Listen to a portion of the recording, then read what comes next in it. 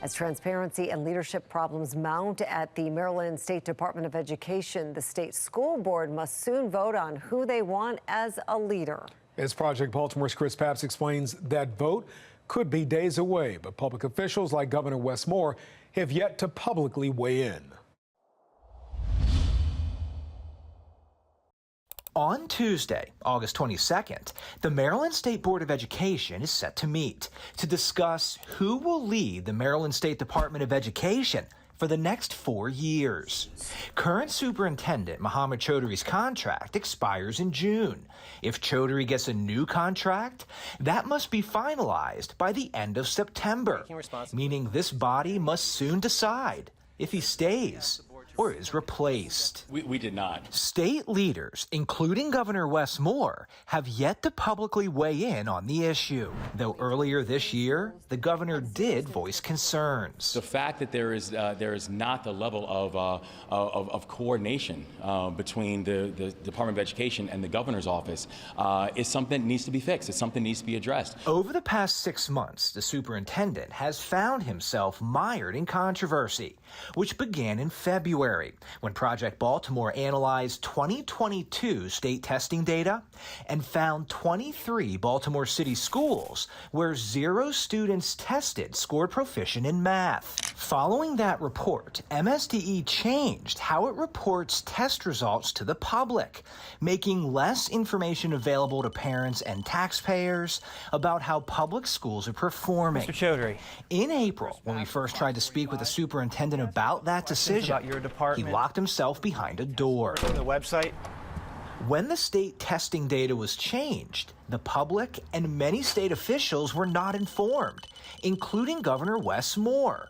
In April, Fox 45 asked him about it. Where it is an independent body, it's an independent structure, and while we respect that, we also understand that we've got to do better when it comes to being able to present accountable, transparent results in our public education system. Who's taking responsibility for all these glaring leadership failings? But it's not just Governor Moore who has concerns. Former MSDE employees like Robert Eccles have spoken publicly, challenging Choudhury's leadership style. Transformational leaders actually lead people and don't disparage them. They invite feedback and can take criticism without retaliation. Project Baltimore has also spoken with other former MSDE employees who say under Choudhury, a toxic workplace culture has developed. I do not believe that this is the person that should be leading our state into the future. And then there's this. In April, Project Baltimore filed a public records request asking for emails and text messages sent and received by the superintendent from January to March, the time frame when the state changed how it publicly reports test scores. From that request, we learned the superintendent uses a secondary email account to conduct state business. At first, MSDE hid the email addresses behind a redaction. When Fox 45 challenged the legality of that redaction, the state removed the black, exposing the superintendent's hidden account. Oh, he's got, redacted emails and a burner account? I mean, to me, this is fireable. To me, Annapolis state legislators should be concerned about this.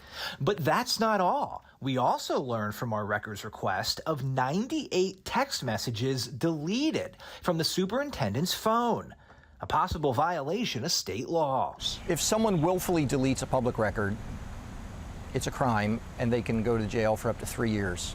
So it's a very serious violation of the law here in Maryland if that was done. Project Baltimore sent an email to Governor Moore asking if he supports the state board renewing Superintendent Choudhury's contract, which could happen as soon as next Tuesday. The governor's office told Project Baltimore they are aware of Fox 45's reporting and are monitoring the situation.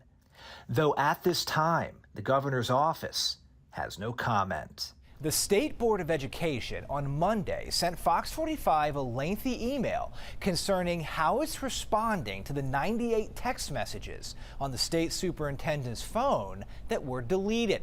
We are still working our way through that email. We'll bring you an update in the coming days. I'm Chris Papps. Thanks for watching.